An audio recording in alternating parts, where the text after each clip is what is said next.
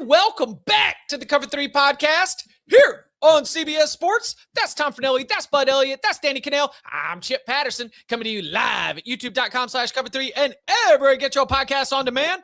Thanks for hanging out. Smash that subscribe, smash that like, and come and join us in the chat, a.k.a. the Cover 3 tailgate, where they are just buzzing about our big game breakdowns. That's right. We are going to be going inside the matchup for the college football playoff semifinals. Game number 1, which will feature Ole Miss and Miami out in the Fiesta Bowl. Game number 2, which will be Indiana and Oregon, a rematch of the game we saw earlier this year. That will be on Friday in the Peach Bowl. All of those inside the matchup details, X factors, and more coming up in just a little bit. But I thought that if we did not start where much of the sport is, then we would be denying sort of what is one of the buzziest items of the moment. Because on January 2nd, the transfer portal opened. And, buddy, we've already got some pieces that are falling into place. So, Mikey, let's jump into that portal.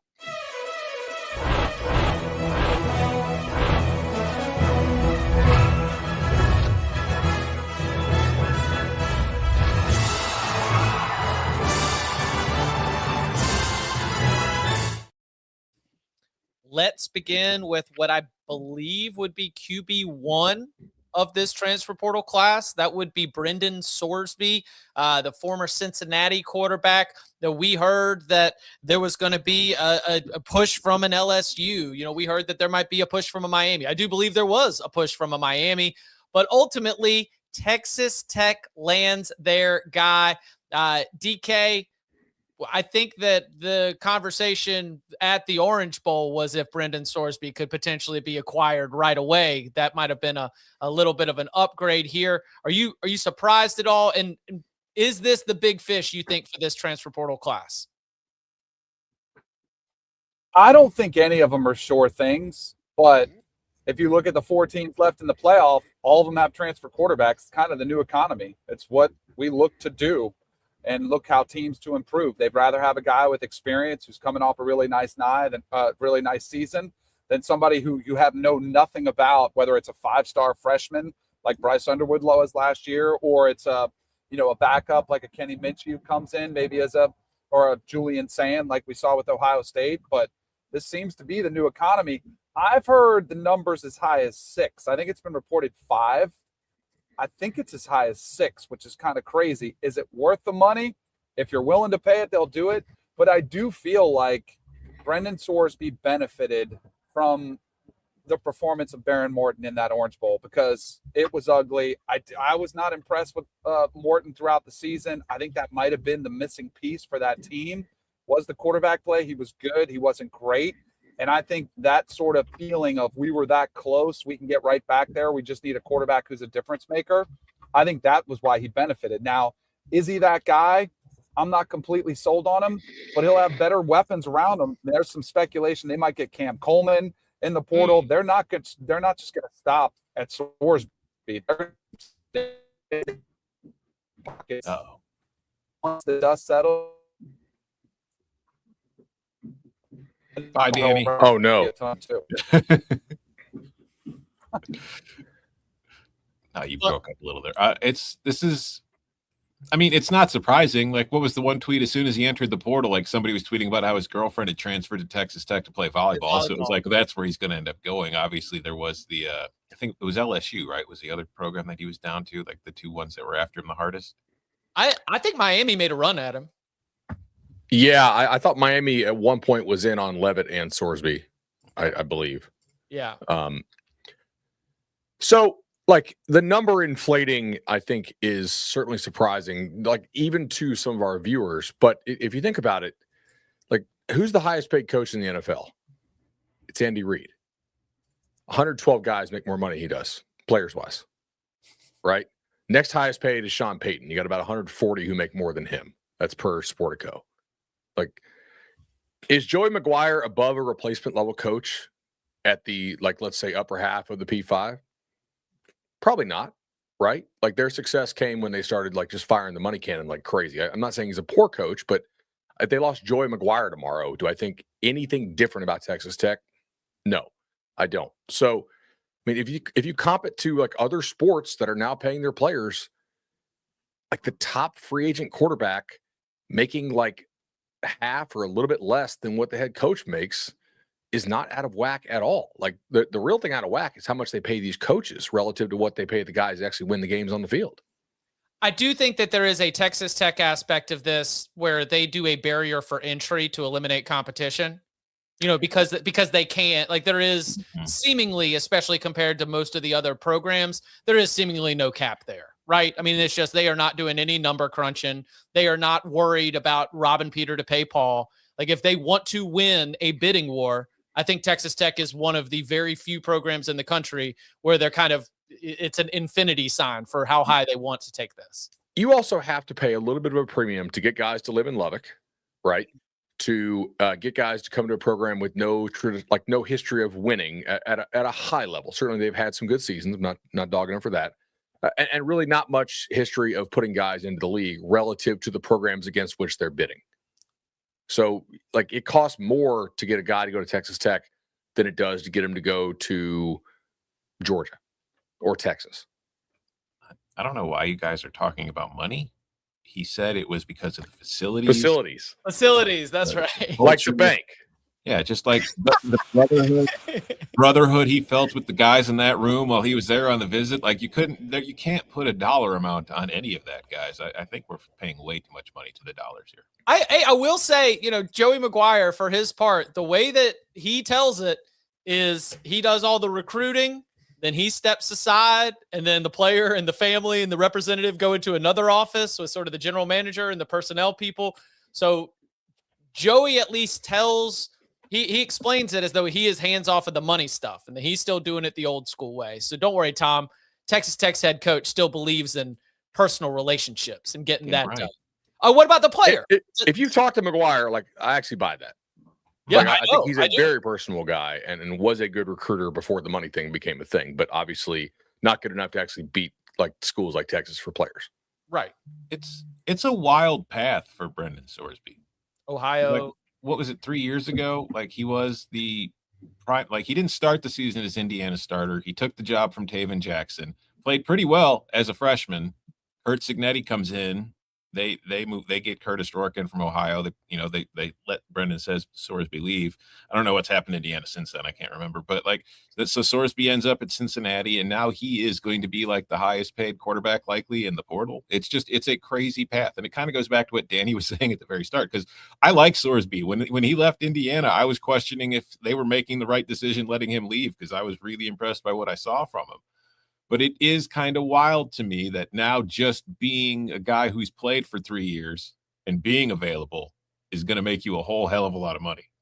Because that's what it feels like. Like none of these quarterbacks that are in the portal strike me as there's no Mendoza in this class. There's nobody who I think is going to be like a top 5 NFL draft pick available in the portal this year. But they're getting paid like it. Well, but do they have the upside? Because like if last year it was Mateer. Mm-hmm. And Oklahoma got to the playoff. Last year was not really because of Mateer. Mendoza wasn't that bad. Mateer gave them a better chance to make the playoff than Michael Hawkins. Yes. All day. Yes. So that at least was money well spent. That was an acquisition that I would say worked. You're paying for the floor, which I think for a guy like Sorsby, I had read on, I guess, social media that he got like a third round grade or something like that. I'm not passing on as fact, but like that kind of logically follows that if that's what your grade was from the NFL, your projected comp is about $5 million if you're a third round quarterback. So you kind of have to give him something close to that to like get him to not go to the NFL. Okay. But you have the upside of maybe you get better, right? Maybe you elevate to like a top half of the second round, late first type guy, and then you're making like really serious money. I do think they've got a good offensive staff. I mean, Yeah. like the upgrade they're getting at quarterback is going to allow them to hopefully be more effective to, create different problems for the defense so that when they are using that tempo, when they are trying to hit those explosive plays, you're just going to get a little bit of better play at that quarterback position. So huge for Texas Tech. I mean, we've still got a lot of pieces left, and I don't think Texas Tech is done putting together their portal class, but obviously they've got the big star right there. Speaking of Indiana, Josh Hoover, we in? Yeah. I think they're also putting in. good players around him. I don't think Hoover's Mendoza. I do think it's a small downgrade, but I don't think it's a tremendous downgrade. I think the biggest difference is Mendoza in his career has showed a much better ability to take care of the football, whereas I think Josh Hoover's got a lot more YOLO to him. So it'll be interesting to see if Indiana can coach that out of him, because there was 2 years ago, he was, as a freshman, he turned it over a ton, fumbled a lot. Sophomore year, he got things in line, and then this year I felt he regressed quite a bit towards those tendencies. Can they get him back to the guy we saw in 2024? If they do, I mean, he's going to be fine. He's going to have a really good team around him. I think this too, when Bud said earlier you have to pay a premium to go to Lubbock, I don't know if that's true anymore because of the money. I think players go where the money is and they go where the chance to win is. Like you would have, when the first year of Indiana under Kirk Cignetti, I bet they might have had to pay a premium for whatever players they did get. But now when you become a destination spot because you've got a chance to win the Big Ten and win a national championship, I don't know if you do that. And even at Texas Tech, like the fact that they're a brand, I don't know if it matters as much anymore. I do think in years past it would have. But I think as long as you're paying the top dollar and you have a chance to win, and, you know, I don't even know if that even matters as much as the money does now, because I think players just want to secure the bag. But I don't think you have to pay a premium as much to get players lured away from a Texas or a Georgia or a Miami because they might be better destination spots. I think that might be case by case. I think some of these schools are a brand because of the money. And if they don't pay the premium, they cease to be the brand. Hey, you want to talk about just reckless? I saw it on social media. You think Josh Hoover was overpaid? I don't know if he was overpaid. I think for him, he probably got market value. I mean, they have done a really good job with quarterbacks. And so, like, Indiana might get guys either on market or at a discount at that position, given, like, where Mendoza is probably going to get drafted. To be fair, though, we talk about Texas Tech because of, like, Cody Campbell and all that stuff. It's not like Indiana isn't dropping hefty bags. Like, how much money did they spend yesterday with all the commitments they got? I mean, that's Uber, the other. they got Nick Marsh. Yeah, like they are dropping plenty of money, just as much as Texas Tech is. Like when they were even the first playoff team, year one, Sig spent a lot of money on that team. You know, it was just a total overhaul in a way that I think got everyone's attention. And of course, everything that Indiana has done since then, very much getting the attention. But you know, we've got Rocco Beck to Penn State. We just mentioned Josh Hoover to Indiana. Mestemaker does end up linking up with Eric Morris at Oklahoma State. Then you got some other non-quarterback pieces. You know, Kenny Minchey to Nebraska. Louisville keeping Isaac Brown, it's looking like. Well, that was that's pretty encouraging along the way. DJ Lagway's visiting Florida State. Yeah. What? Yeah. So Brendan Sonnone at Knowles 24/7 reported that yesterday Calandria visited and they were way far apart on terms. Sonnone said he was just outside playing on his phone while the agents negotiated, and then they left. So I don't know if they're going to pay up to get a guy like Calandria who has some upside. Also is like literally the whoopsie daisy king. The last time he played Power 5 competition, it was not good. Like Lagway's a really odd fit for a Gus Malzahn offense. But also, you are keeping Deuce Robinson, who's one of the very best receivers in the sport, and you had to pay him something to keep him out of the draft. I think they're in a weird spot here where, like, if you're going to moneyball this thing, you would just go pure runner to run the Gus offense. Mm-hmm. But you kind of need to keep Deuce around, so you can't, like, go take a guy who just simply can't throw.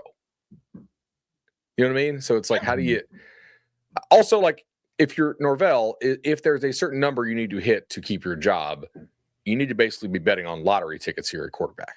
Which DJ Lagway is. Like not a high floor guy. Yeah, right. Like that could be a complete disaster in Gus Malzahn's offense. If you're Lagway, like, is that the offense you're going to sign up to play in to kind of get your career back on track to go to the NFL? I wouldn't, but whatever. I don't know if Danny would. I would assume no.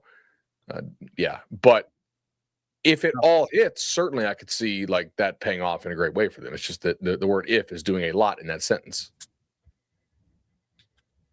Danny, what do you make of Lagway? I don't. You guys know my feelings. I wouldn't want him.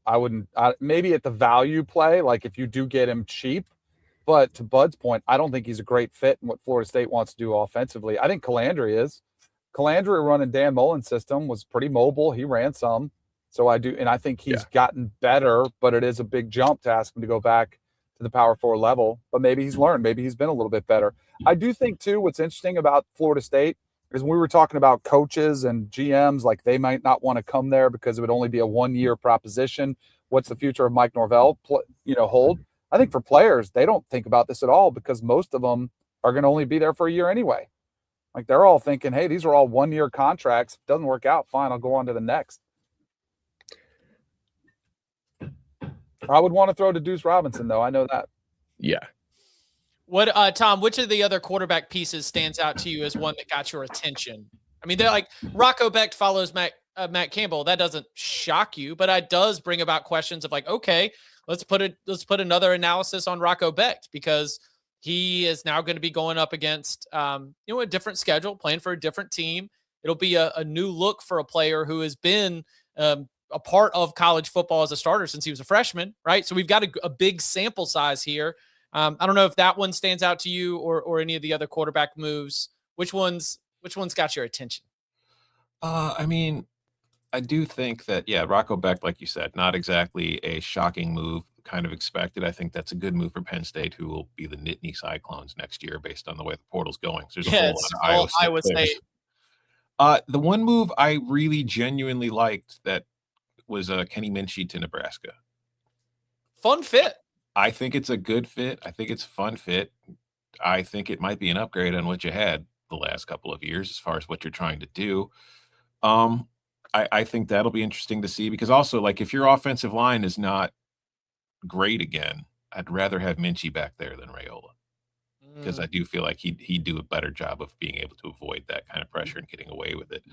Other than that, I mean, I could go with the homer pick. I could tell you I was happy about Caden Hauser ending up at Illinois.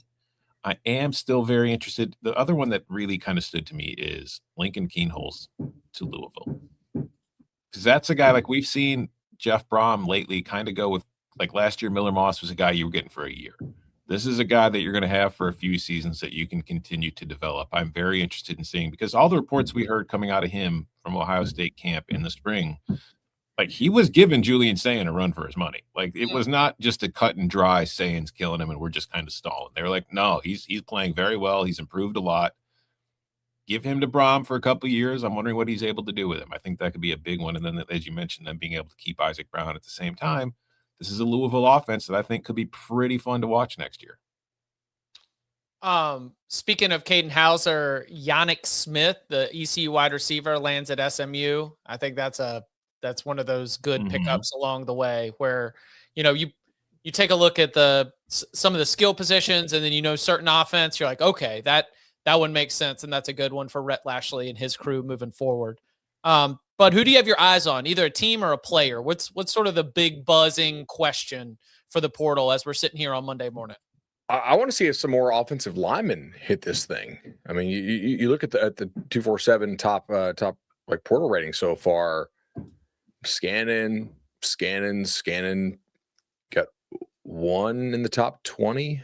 And then Lance Hurd from Tennessee is in the portal, which to me is weird.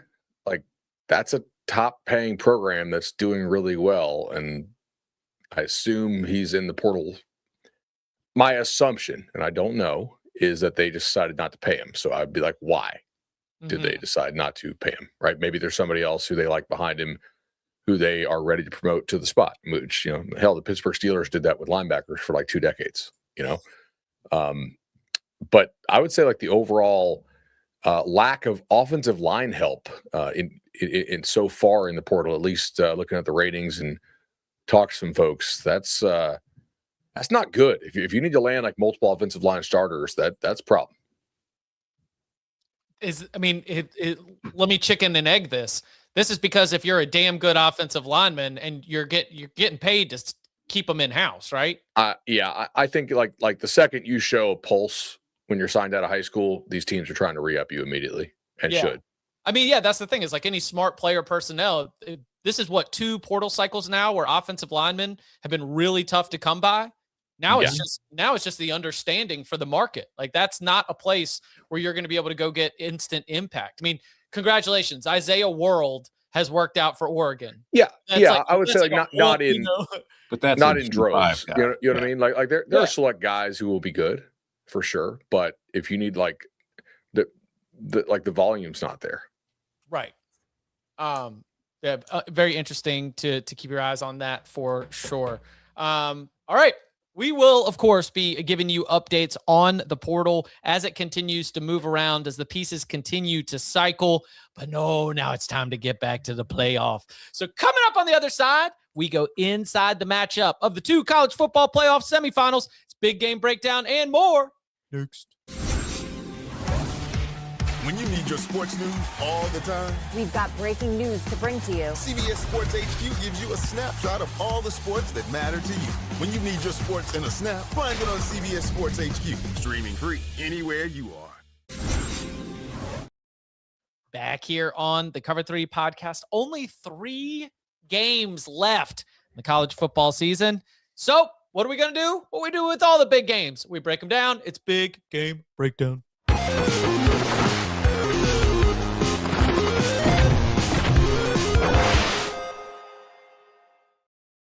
Before we jump into big game breakdown, a quick shout out to Amazon Prime. Last minute gifts, no problem. Prime's fast, free shipping keeps you covered. Wins delivered. It's on Prime. All right, let's go in chronological order, which means we get started with the Fiesta Bowl Thursday night. And a reminder that we will be live at the conclusion of Ole Miss and Miami. Here, youtube.com/cover3, then another instant reaction on Friday where we will also be able to do a way too early preview for the national championship game. All right, Tom, Ole Miss, Miami, where would you like to start with this one? I will start where I think if Ole Miss wants to slow down the Miami offense and be able to get pressure on Beck and get home on Carson Beck, they have to win on first down, because first downs is where Miami has been excellent all season long on offense. They don't have a ton of explosive plays. They're not number one at like averaging yards per play on first down, but what they do is they don't lose yards. If you look at negative play rate, Miami's is the second best in the country on first down. The only team that's better is Army. And I can tell you right now, 75% of Army's first down plays are just a fullback dive into the A gap. So you're not going to lose yards on those very often. So Miami's actually dropping back and running actual offense, and they don't mess up. That gets themselves into good second and third down. It helps them stay on schedule. If you want to get after Carson Beck, I think in this matchup, if you're Ole Miss, you have to have them in third and long situations where it's going to take some time to develop. And if you're not, it's probably not going to be a great day for you defensively, which, I mean, honestly, not totally out of line with what we've seen from Ole Miss all year. They have not been an incredible defense. So that's the one thing that I think you have to really keep an eye on here. And another thing, maybe under the radar, where's this game being played? The Fiesta Bowl. Do we remember the turf? Oh, yeah. Oh, yeah. A very, very, very slippery surface in Arizona there. You see players falling down a lot. And guess what? Neither one of these teams are great at tackling. Period. Even on solid footing, Ole Miss's missed tackle rate ranks 72nd nationally. Miami's is 128th. So you might see some guys slipping and falling, leading to some explosive plays and hurting tackling even further. So that is definitely something to keep an eye on, in my eyes, in this matchup. I think whoever plays their game tempo-wise is likely to come out ahead. It's like who can dictate the terms and the tempo of the ball game. You know, if you're Ole Miss, I think you are looking to go fast, to wear those defensive linemen out. They don't substitute a whole lot. I know Lightfoot played well for them in a sub role in the game against Ohio State, but ultimately, like I think you need to wear down those guys from Miami by making them play a lot of snaps. Ohio State did not do that. Their snap count was in the 50s. If you're Ole Miss, you want that snap count in the 80s. Like those snaps kind of, 60 to 80, those are when your legs kind of go, right? Especially when you're playing with the intensity like a Bain and a Mesidor play with, which is a lot, right? Those are big bodies, and they are going all out like all the time. I am curious. So Ole Miss got home a lot against the Georgia kind of guard center guard combo and created a lot of problems there. Yet I thought Georgia ran the football pretty effectively. If you're Georgia or if you're Miami, you're looking at it, you're saying, all right, we're a lot better there on the interior than Georgia is, mainly because we're not having to play a freshman instead of our all SEC center. Brockmeyer versus, Right. Yeah, exactly. So let's go ahead and keep doing that. We did a pretty good job of that against Ohio State, and Ole Miss's front is not Ohio State. I think if you're Ole Miss, you're like, all right, well, how much do we have to blitz? Can we handle these Miami receivers on the outside, not named Tony, one-on-one? Daniels made one nice catch for them against Ohio State. Other than that, he was kind of quiet. They had some screens and stuff to him. It wasn't like if you're Ohio State, you're looking back at that game, I don't think you're like, oh, he killed us, right? So how much do you blitz, or do you play a little more conservatively and hope that Miami settles for field goals? Because field goals against a team that kind of plays it right by the blackjack card in Ole Miss typically don't get it done. DK?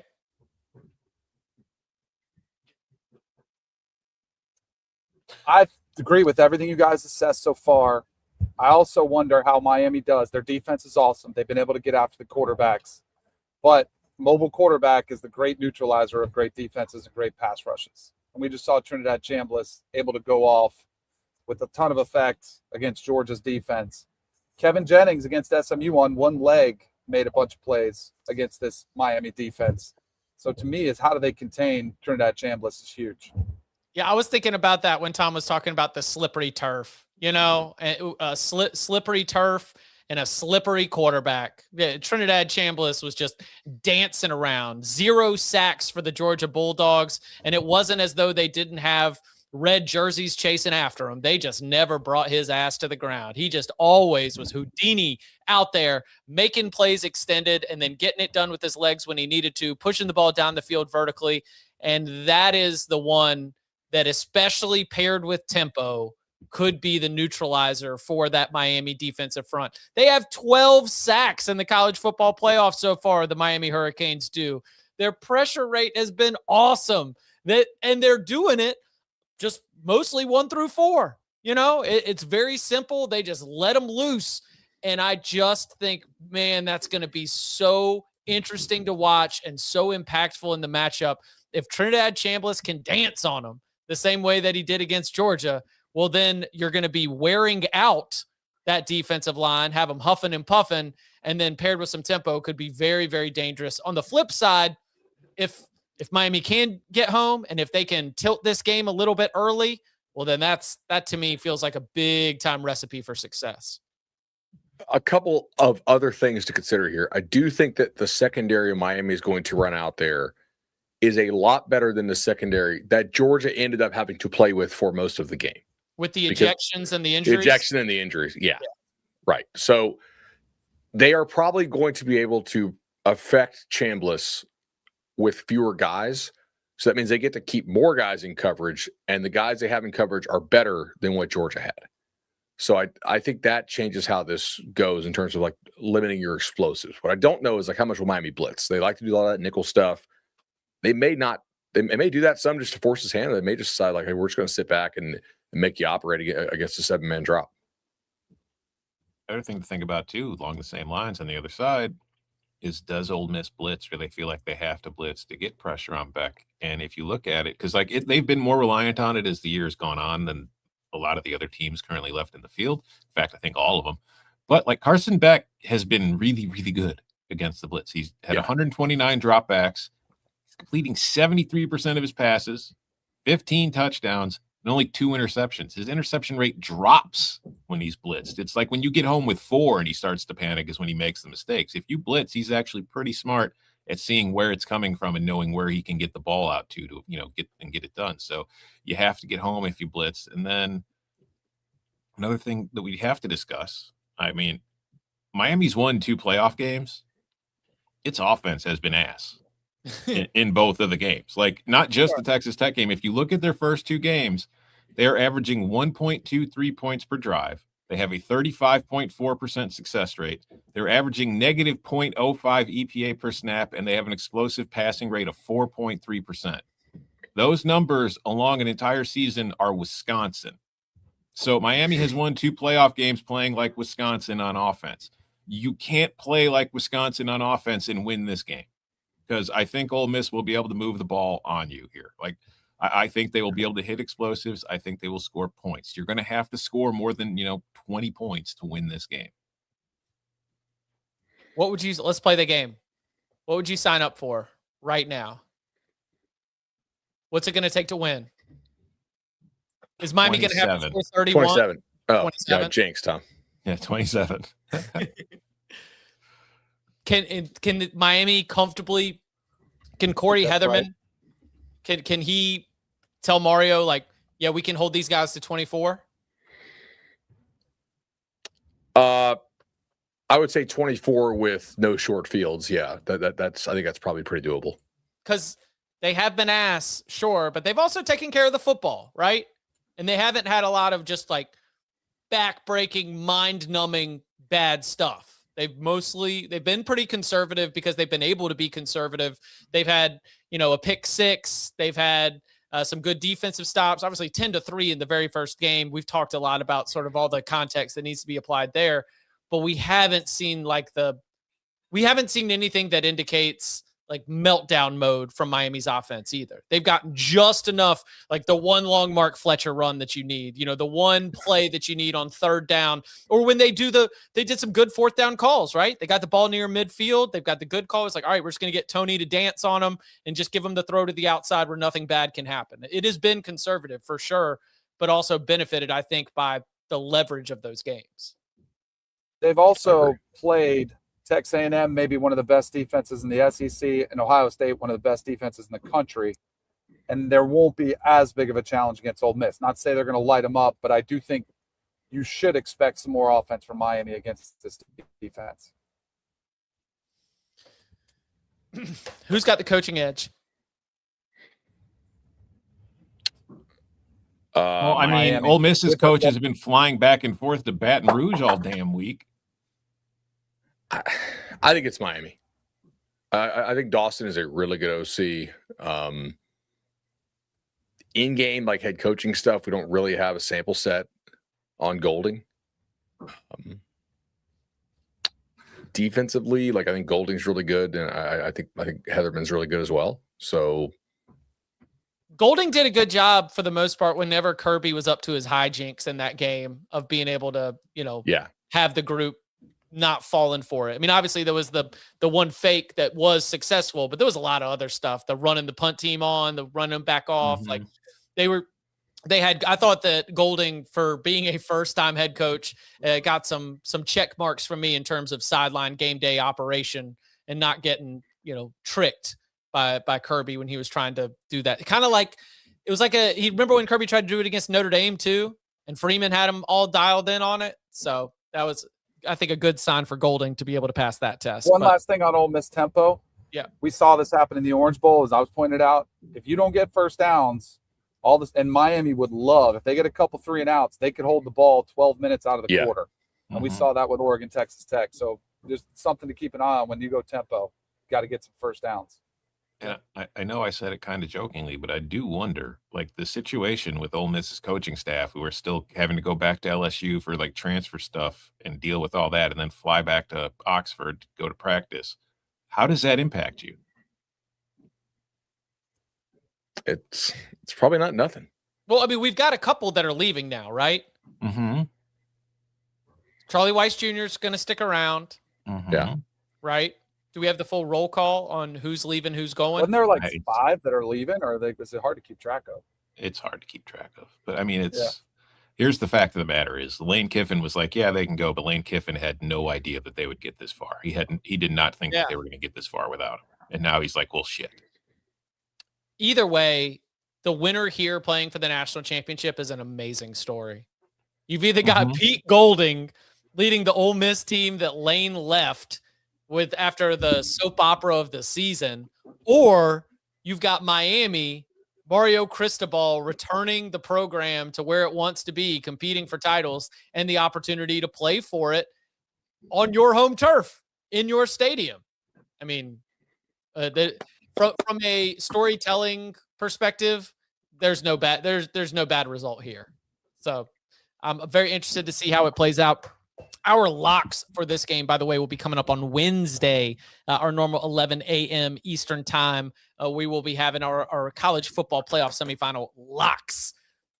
Coming up on the other side, we turn our attention to the Peach Bowl, a rematch of one of the best games of the regular season. It was Indiana's statement win in Autzen.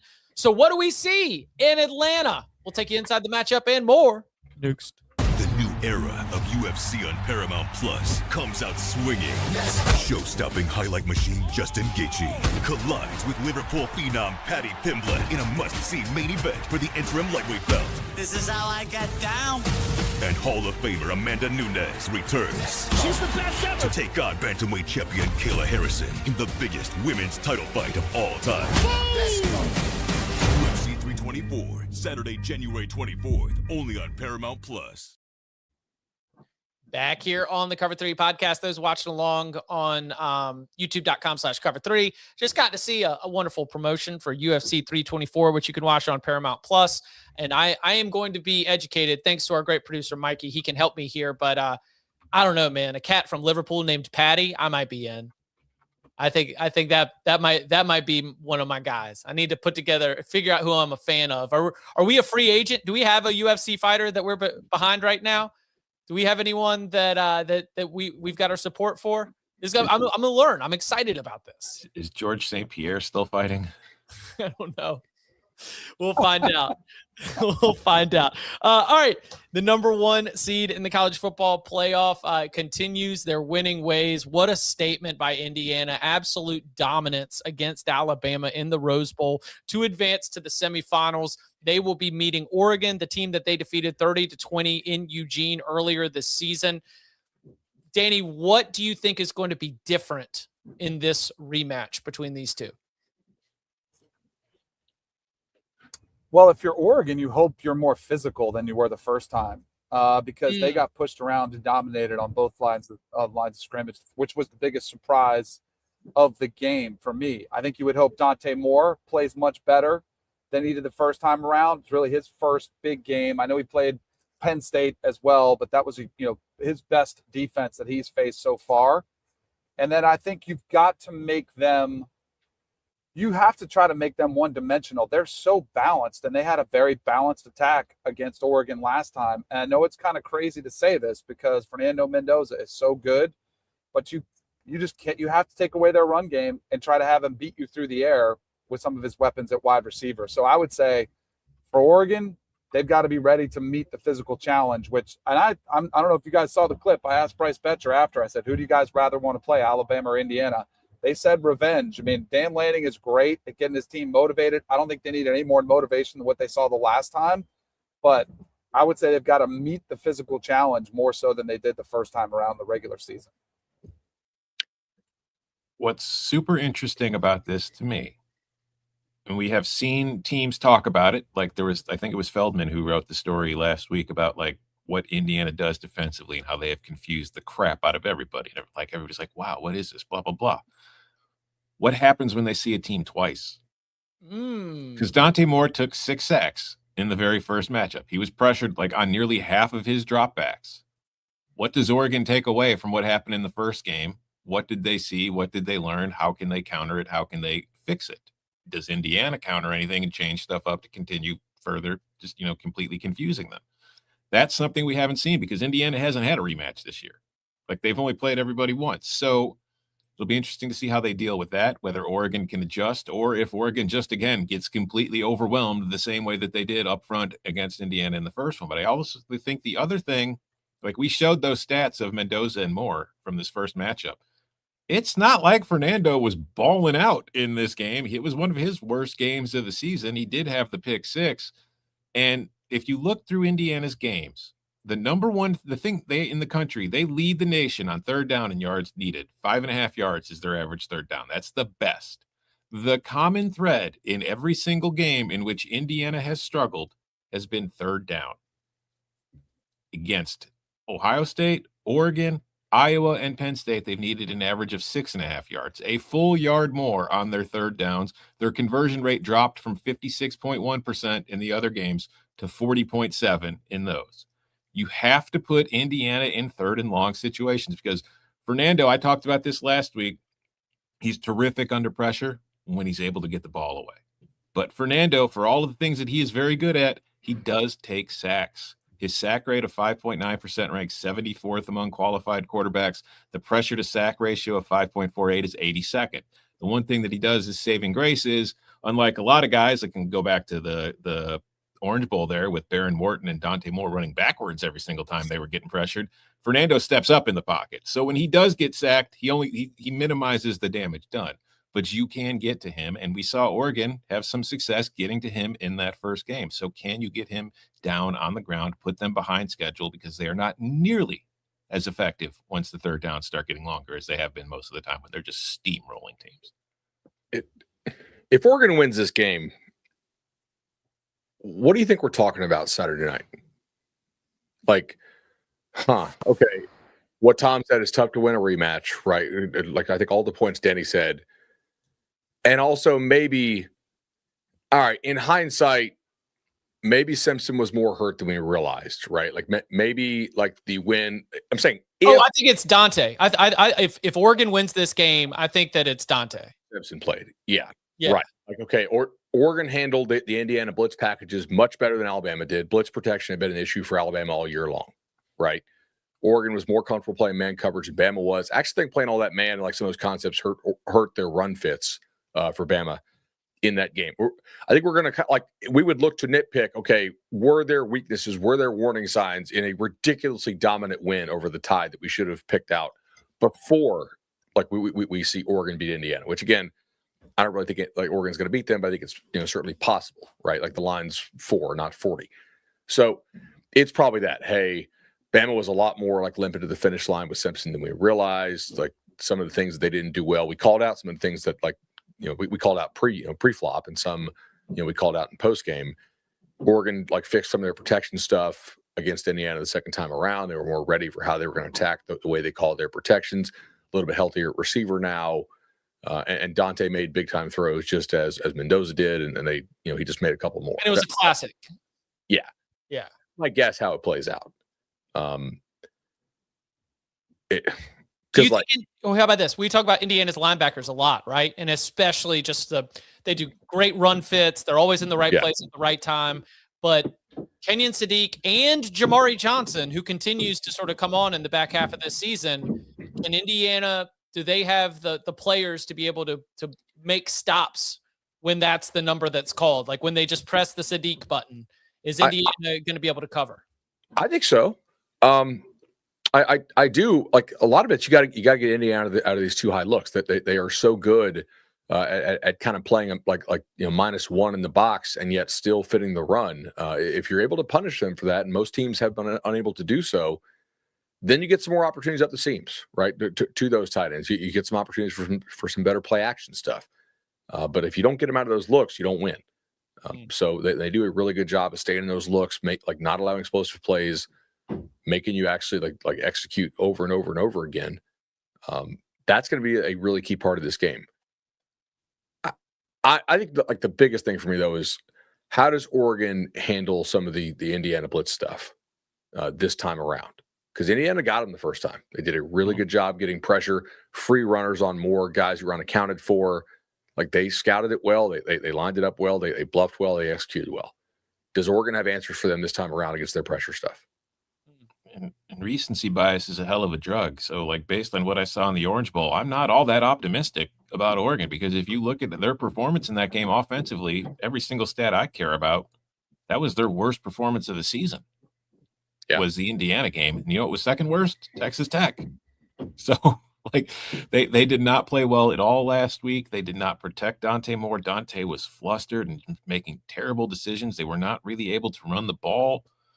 Like, if they're unable to run the ball and slow down that pass rush in this one, it's going to be difficult for them to move the ball. They're going to look a lot like Alabama looked. Like, what if you make them one-dimensional and you let Indiana just focus on pinning its ears back and coming after your ass?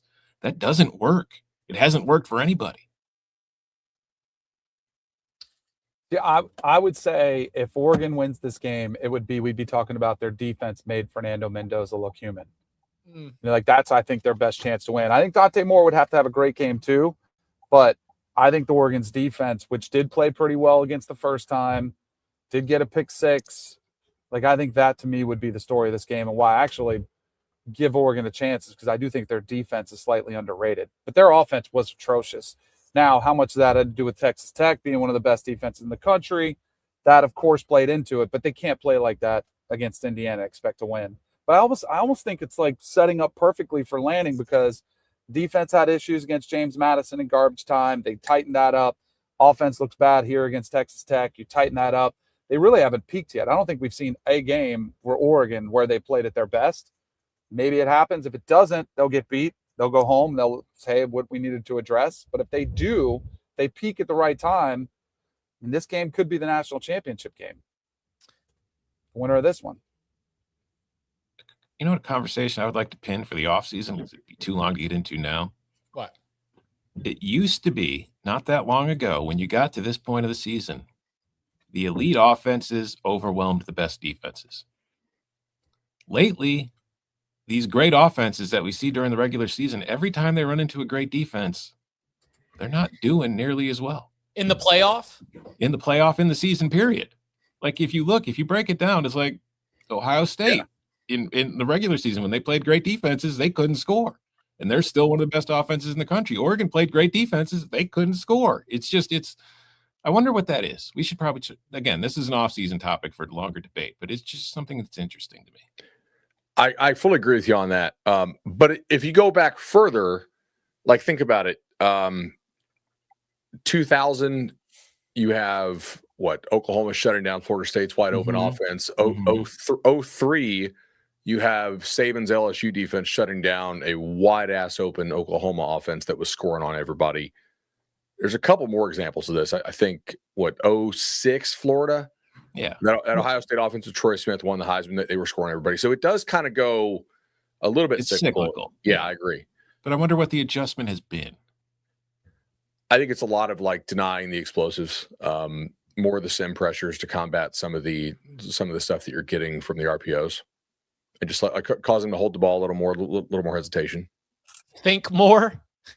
Like if these quarterbacks have all been tasked with just like read this outside linebacker and make a decision, then if you're really, really good defense that can operate at a high level, then you can come up with a counter to confuse. Well, then the four of us should figure out how to counter that to score more points than we go in millions.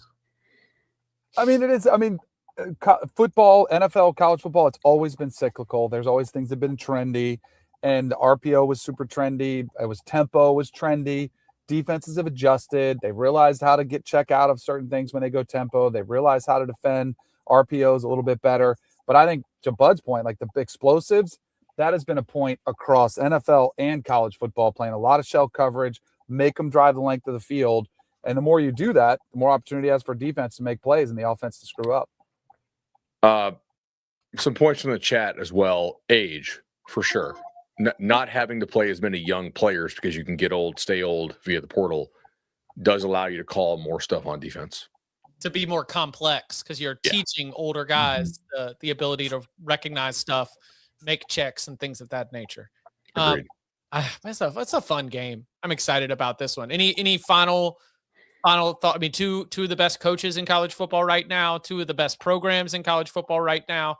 It is the last two Big Ten champions going against each other, guaranteeing the Big Ten will have a team playing for the national championship.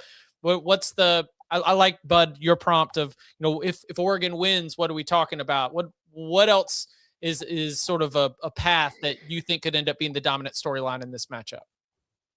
Oh, the Daly thing.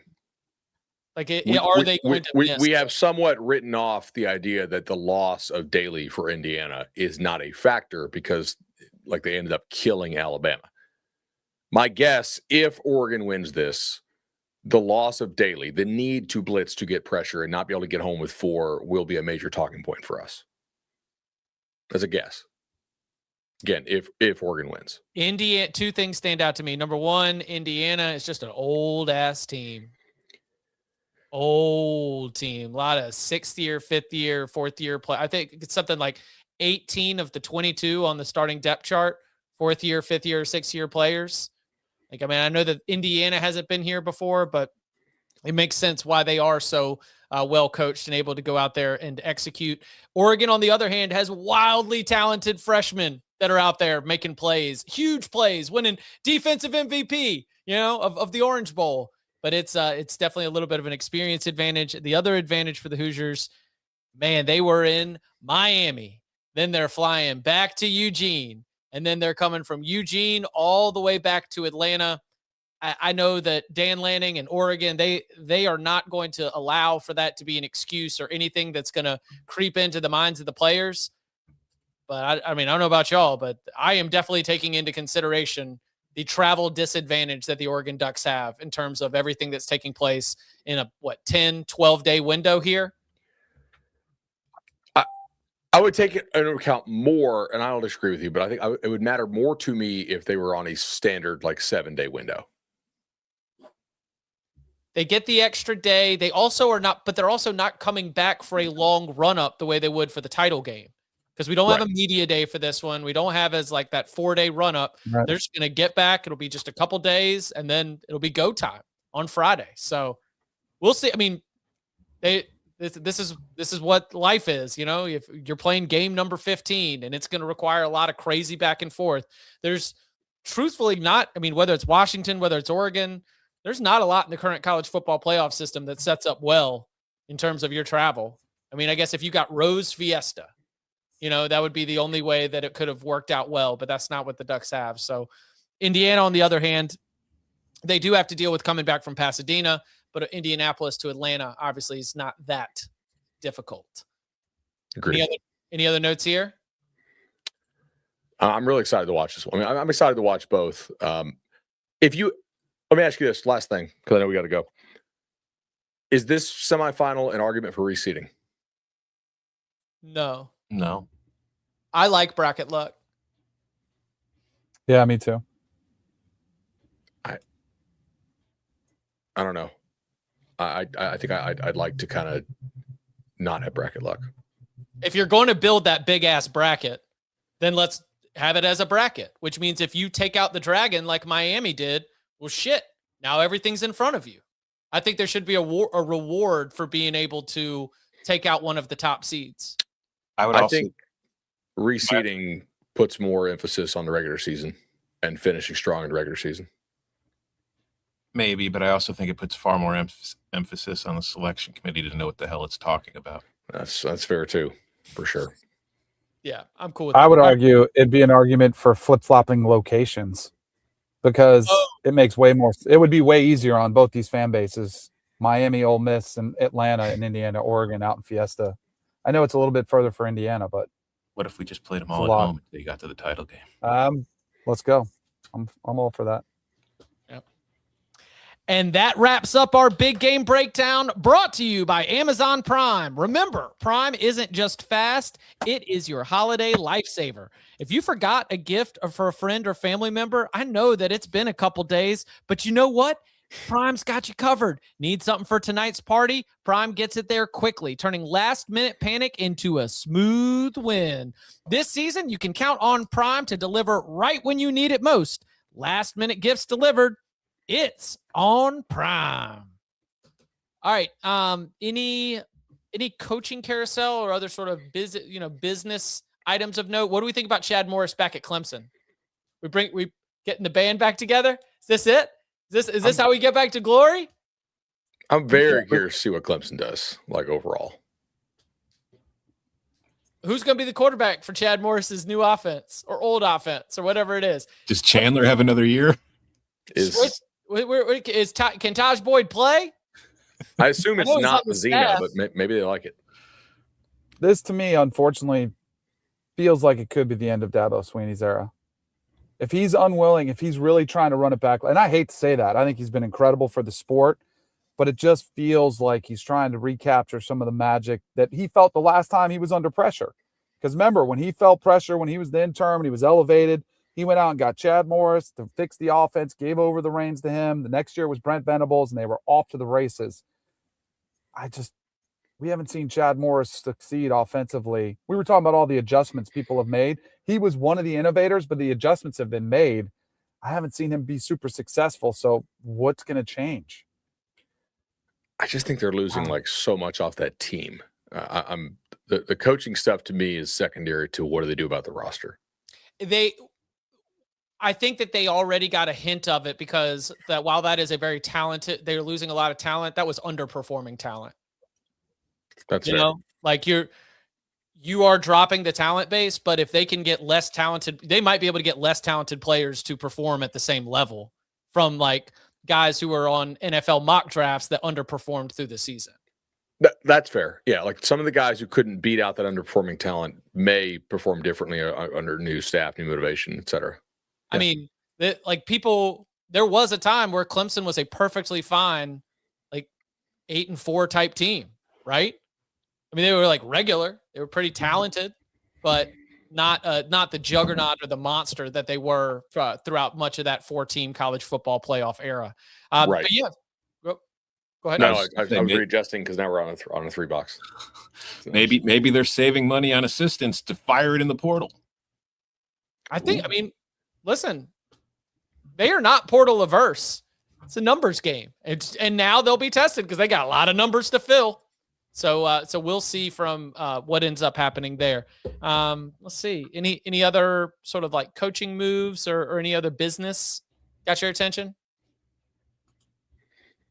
I'll tell you what's got my attention. It's the college football playoff semifinal locks. And they're coming your way on Wednesday, 11 a.m. Eastern time. Then, obviously, games start Thursday night. So where are we going to be?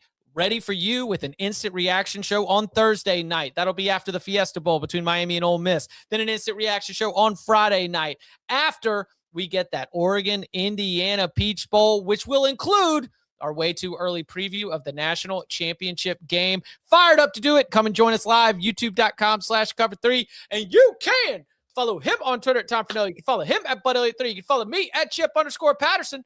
Gentlemen, thank you very much.